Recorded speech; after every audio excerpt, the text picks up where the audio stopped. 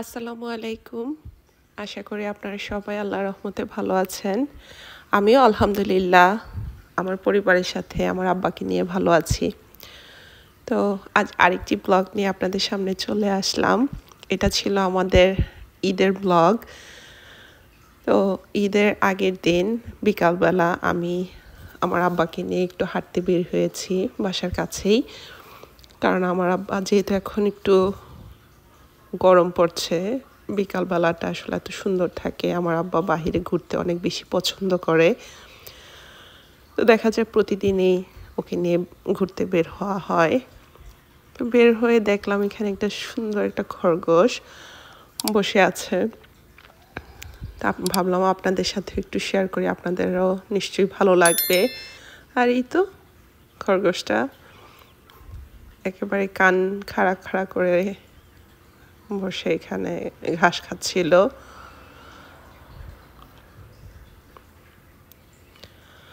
তো আমি কাছে যেতেই একটু দূরে সরে যেয়ে বসে আছে, কিন্তু একেবারে চলে যাচ্ছে না।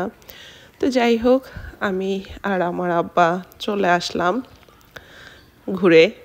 তো ঘুরে এসে দেখি যেহেতু আগামীকাল আল্লাহ বাঁচায় রাখলে ঈদুল আজহা, আম্মু এখানে মিষ্টি জিনিসগুলো তৈরি করছে। তো এখানেই ফিন্নিটা বসিয়ে দিয়েছে। তো দুধটা প্রথমে জাল করে ঘন করে নিচ্ছে, কারণ ফিন্নি তো আসলে ঘন না হলে এত বেশি ভালো লাগে না। তো এর মাঝে দুধটা ঘন হওয়ার পরে চাল দিয়ে দিয়েছে। এই তো চাল ফুটছে, তখন একটু দিয়ে দিল স্যাফরন। স্যাফরনটা দিলে আসলে স্মেলটাও অনেক সুন্দর আসে, আর কালারটাও একটা ক্রিমি ক্রিমি কালার আসে। আর গরম দুধের মধ্যে স্যাফরনটা দিলে তো কালারটা আরও সুন্দর আসে। তো স্যাফরনটা দেওয়ার পরে আসলে পুরো বাড়ি একেবারে গন্ধে মোমো করছে। আর আম্মু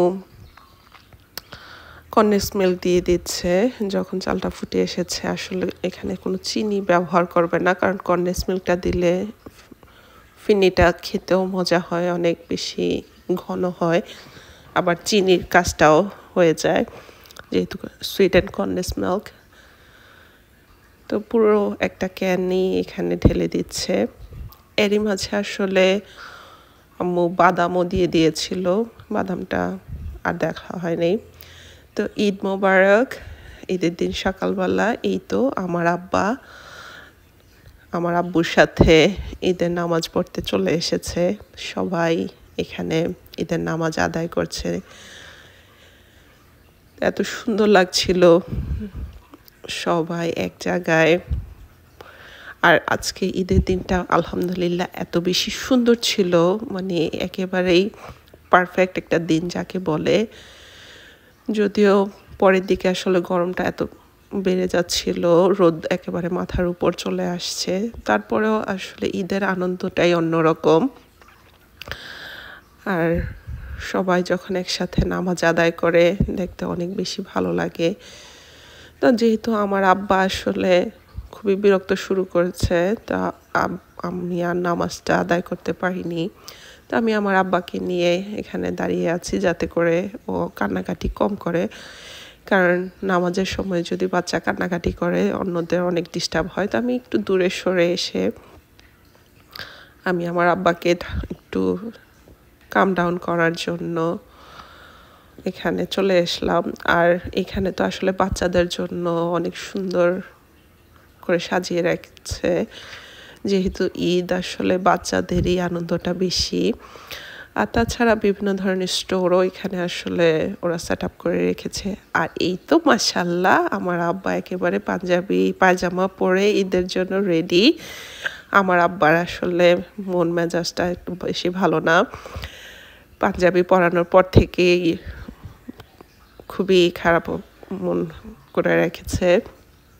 আসলে এটা আমি জানি না কেন, বাবুও একেবারেই পাঞ্জাবি পরতে পছন্দ করতো না বাবু যখন ছোট ছিল। এখন তো তাও একটু পরানো যায়, কোনো একটা ওকেশান হলে বলে টলে পরানো যায়, কিন্তু ছোট থাকতে একেবারেই পরানো যেত না।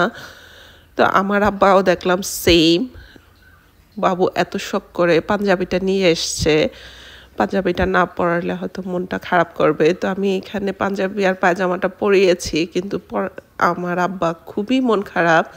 আর বাবু তো পাঞ্জাবির সাথে ম্যাচ করে স্যান্ডেলও নিয়ে এসেছিল, কিন্তু স্যান্ডেলটা আসলে একটু বড় হয়ে গিয়েছে, তো আমার আব্বা পরতে পারছিল না। বারবার পরাচ্ছিলাম আর পায়ে থেকে খুলে আসছিল। আর এই তো পাঞ্জাবি ধরে খালি উপর দিকে টানছে পাঞ্জাবি খুলে ফেলার জন্য। মানে কিভাবে যে বুঝে মাশাআল্লাহ আল্লাহ জানে, পাঞ্জাবি পরলে একেবারে মুখ ভার করে বসে থাকে। তো কি আর করা। তো নামাজের শেষে আসলে খাবার দাবারের ওইখানে ব্যবস্থা ছিল। আর এই তো এখানে কটন ক্যান্ডিও বানাচ্ছে। যখনই কটন ক্যান্ডি দেখছিল সব বাচ্চারা এসে লাইন ধরে গিয়েছে কটন ক্যান্ডির জন্য। তাতে বেশি সুন্দর লাগছিল। আর এই তো আমার আব্বা কান্নাকাটি মুখ ভার। তো অনেক বেশি ভালো লাগছিল। তো বাসায় চলে আসলাম। বাসায় এসে এই তো আব্বু আর আমার আব্বা বসে সেমাই খাচ্ছিল। এই ফাঁকে আমি একটু আমাদের বিছানাটাও গুছিয়ে নিলাম। মামির দেওয়া বেডশিটটা বিছিয়ে দিয়েছি। তারপর যখন পাঞ্জাবিটা খুলে একটা টি শার্ট পরিয়ে দিলাম, ও এত বেশি খুশি হয়ে গেল। এই তো খুশি মনে খেলাধুলা করছে। তো আম্মু দুপুরবেলা আমাদের যেহেতু কোরবানির গোশত আসতে পরের দিন হবে, আসলে ঈদের দ্বিতীয় দিন কোরবানি হবে, তাই আম্মু গরুর মাংস আর ভুনা খিচুড়ি রান্না করেছে যাতে করে দুপুরবেলা খাওয়া যায়। আর আজকে এই প্রথম ঈদ, যেদিন আসলে বাবু ছিল না আমাদের সাথে, বাবু কনফারেন্সের কাজে আসলে সিয়ারল ছিল। তো যাই হোক, ঈদের দিন আসলে বিকালবেলায় ও আসছে, তো আমরা বসে খাবারটা এনজয় করছিলাম। আর এত মজা হয়েছে খিচুড়িটা আর গরু মাংসটা আস্ত আস্ত রয়েছে কিন্তু একেবারে গলে গিয়েছে। আর খিচুড়িটা একেবারে ঝরঝরে লেবু দিয়ে, আর সাথে ছিল স্প্রাইট। খেতে এত বেশি ভালো লাগছিল। তো আমাদের খাবারের মাঝখানে বাবু চলে এসেছে।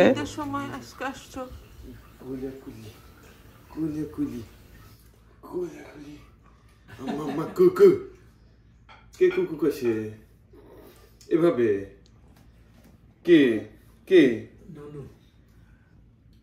ও মামা কুকু কুকু করছে। তো খাবার দাবার শেষ করে বাবু যেহেতু সিয়ারল গিয়েছিল, তো ওইখান থেকে আমার আব্বার জন্য গিফট নিয়ে এসেছে। আসলে বাবু যেখানেই যাক, আর কারোর জন্য কিছু আনুক আর না আনুক, আমার আব্বার জন্য সবসময় গিফট থাকে। আসলে মামারা মনে হয় এরকমই হয়। আমি জানি না সব মামা এরকম কিনা, কিন্তু বাবু আসলে যেখানেই যায়, যেহেতু অফিসের কাজে কনফারেন্সে বিভিন্ন জায়গায় যাওয়া পড়ে ওর, তো বাবু যেখানে যাক, আমি সাফাতের জন্য যে কিছু আসবে সেটার জন্য আমি একেবারেই নিশ্চিত থাকি। তো সিয়ারল থেকে এই তো ও নিজের জন্য কিছু কখনো কিনে না, কিন্তু সাফাতের জন্য। আর এই যে এই কিউট গেঞ্জিটা এত বেশি কিউট লাগছিল মাশাল্লাহ। বাবু এনে দেখাচ্ছিল আর নিজেই হেসে লুটুপুটি খাচ্ছিল, যেহেতু একটা ছোট্ট মাংকি শার্টটার পকেটে ছিল। তো ও নিজেই হাসছিল দেখে, বলছিল এটা ফান করার জন্যই আনছি। আর বারবার আমার আব্বার গায়ে লাগিয়ে দেখছিল যে আসলে ওটা সেট হয় কিনা। আর এই তো বিভিন্ন রকমের সুভিনিয়ার নিয়ে আসছে। যেখানে যায় কিছু একটা আনলে আসলে অনেক ভালো লাগে। আর এই তো কিউট একটা মাংকি একটা পকেটের মধ্যে, এত সুন্দর টি শার্টটা। আর ছিল কি রিং। আর আমার আসলে ফ্রিজে লাগানোর জন্য এই জিনিসগুলি অনেক বেশি ভালো লাগে। তো বাবু যখনই যেখানে যাক, এই জিনিসটা বাবু সবসময় খেয়াল রাখে। ও আমার জন্য সবসময় ফ্রিজে লাগানোর জন্য ম্যাগনেট নিয়ে আসে যেখানে যাক। তো আমার আসলে এই কালেকশানটা অনেক বেশি পছন্দর, যেহেতু আমি না যেতে পারলেও বাবু যখনই যায় বাবু নিয়ে আসে, তো আমার কালেকশানটা অনেক বেশি। আর এই তো মামাজানের গিফট পেয়ে একেবারে আমার বাবা তো খুশিতে আটখানা। তো সব কিছু করার পরে এই তো দুজন মিলে রেস্ট করছিল।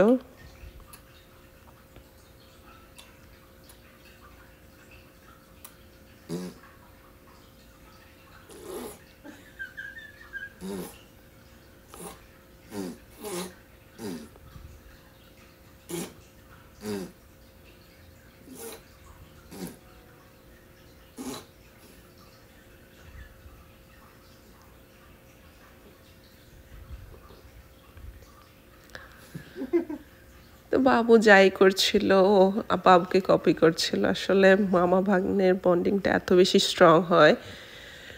তারপর রাত্রেবেলা আমার আব্বা আসলে ঘুমিয়ে পড়েছে। তো আমার আব্বা যখনই ঘুমাচ্ছিল ঈদের কিছু কাজ আসলে এগিয়ে রাখার জন্য আমি আর আম্মু আসলে নিচে চলে আসলাম।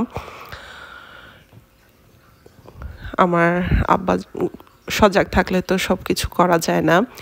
তো আমরা গুঁড়ো মশলা যতই খাই, ঈদের জন্য আম্মু আসলে ফ্রেশ মশলা করতে বেশি পছন্দ করে, কারণ আমার আব্বু একেবারে ফ্রেশ মশলা দিয়ে গরু মাংসটা রান্নাটা বেশি প্রেফার করে। তো এই তো প্রথমেই জিরা গুঁড়া করে নিচ্ছিলাম। আর এই জিরা গুঁড়া করার মেশিন কত যে কেনা পড়ে, কারণ কেন জানি না, এগুলি আসলে কিনতেই নষ্ট হয়ে যায়। তো এই মেশিনটা নিয়ে অনেকগুলি মেশিন এরকম কিনা লাগছে। তো যাই হোক, একটু জিরাটা ভালো করে গুঁড়ো করে নিয়েছিলাম। যদিও এইটাই প্রথমবার গুঁড়া করছিলাম এই মেশিনটাতে। তো আমি বারবার একটু দেখে নিচ্ছিলাম যে কোন ফাংশনটা আসলে ভালো কাজ করে গুঁড়া করার জন্য।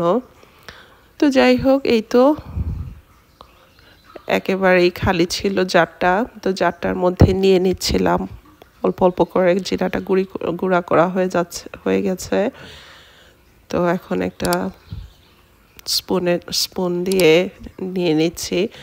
তো নিয়ে এখানে আমি দ্বিতীয় ব্যাচের জিরাগুলোও গুঁড়ো করে নেব, যেহেতু অর্ধেকটা জিরা এখানে গুঁড়ো করা হয়েছে, বাকিটা রয়ে গিয়েছে। তো পুরোটা জিরা আসলে গুঁড়ো করা হয়ে গিয়েছে। আমি জারটার মধ্যে ঢুকিয়ে কিছুক্ষণ ঠান্ডা হওয়ার জন্য ঢাকনাটা খোলা রাখবো। এরই মাঝে অন্য কাজগুলো করে নেওয়া যাক, জিরাটা একটু ঠান্ডা হতে হতে। আর এই তো আম্মু একেবারে রসুন আদা সুন্দর করে ছিলে এখানে একটু ছোট ছোট কুচি করে রেখেছে, যাতে করে ব্লেন্ডারে দিলে তাড়াতাড়ি ব্লেন্ড হয়ে যায়। তো সব কিছু যেহেতু অন্যান্য সময় দেখা যায় মশলা কিনে ব্যবহার করা হয়, কিন্তু ঈদের সময় আমার আব্বু পছন্দ করে একবারে ফ্রেশ মশলাটা দিয়ে রান্না করার জন্য। তো যেহেতু আগামীকাল ঈদের আগের দিন ঈদ তো হয়ে গিয়েছে, কিন্তু আগামীকাল আসলে আমাদের এখানে কোরবানি হবে। তো আজকে রসুন আর আদা পেস্ট করে নেওয়া হচ্ছে। তো এই তো আমার রসুনটা পেস্ট করা হয়ে গিয়েছে। আমি একেবারে অল্প পানি দিয়ে পেস্টটা করেছি, যাতে করে খুব বেশি একটা পানি না থাকে। আর এখানে আমি 2টা বক্সে সুন্দর করে নিয়ে নিয়েছি। আর একেবারে আঠালো করে, আর ওই ব্লেন্ডারটাতেই আমি আবার আদাগুলো দিয়ে দিচ্ছিলাম। রসুনটা তো পেস্ট করা হয়ে গিয়েছে, আদার টুকরাগুলো সুন্দর করে দিয়ে। তো আদাতে আসলে এমনিতেই অনেক বেশি পানি থাকে, পানির প্রয়োজন হয় না। তো এই হ্যান্ডেলটা দিয়ে আসলে আদাটা পেস্ট করতে অনেক সুবিধা হয়। অনেকেই দেখা যায় একটা বিভ্রান্তিতে পড়ে আদা পেস্ট করার সময় আসলে আদাটা নড়তে চায় না বা সামহাও ভালো করে পেস্ট হতে চায় না। তো এই হ্যান্ডেলটা দিয়ে যদি প্রেস করা হয়, আসলে আদাটাতে পানিও দেওয়ার প্রয়োজন পড়ে না, আবার আদাটা ব্লেন্ড হতেও অনেক সুবিধা হয়। আর এই তো আমার আদা পেস্টও হয়ে গিয়েছে একেবারেই পানি ছাড়া। তারপরে ওই যে দেখা যাচ্ছে পানি, এটা আসলে আদার পানি। তো যাই হোক একেবারে মিহি পেস্ট করে রেখে দিয়েছি, যেহেতু আগামীকাল আল্লাহ বাঁচায় রাখলে কোরবানি হবে। তো এটা ছিল ঈদের পরের দিন। এখানে আসলে আমাদের গার্ডেনে এত সুন্দর গোলাপ ফুটে আছে, দেখতে আসলে আলহামদুলিল্লাহ এত বেশি ভালো লাগছিল। এই তো কালারটা এত সুন্দর, আর গোলাপ যদি গোলাপি না হয় তাহলে তো হয়ই না। তো দু কালারের দুইটা গোলাপ এত ভালো লাগছিল দেখতে দুপুরবেলাটা। আর আজকে আম্মু রান্না করেছে কাচ্চি বিরিয়ানি খাসির মাংস দিয়ে, সাথে ছিল সালাদ আর স্প্রাইট। তো আমার থাকাই লাগে, কারণ রিচ খাবারগুলির সাথে আসলে একটু সোডা না হলে বেশি ভালো লাগে না। তো কাচ্চিটা এত বেশি মজা হয়েছিল, একেবারেই সফট ছিল, আর রাইসটাও এত ঝরঝরে, কালারটা তো দেখেই বোঝা যাচ্ছে। অনেক বেশি মজা হয়েছে। দুপুরবেলা আমরা সবাই একসাথে আসলে লাঞ্চটা এনজয় করছিলাম, আর আমার কাছে তো অনেক বেশি মজা লেগেছে। এই তো খাসির মাংসটা দিয়ে আর সালাদটা আসলে আমার সব কিছুর সাথে সালাদ খেতে অনেক বেশি ভালো লাগে, আর আমার কাছে মাখানো সালাদটা বেশি পছন্দ। আর আমরা যখন খাওয়া দাওয়া করছিলাম, এই তো আমার আব্বা আসলে এখানে সুন্দর করে বসে আছে।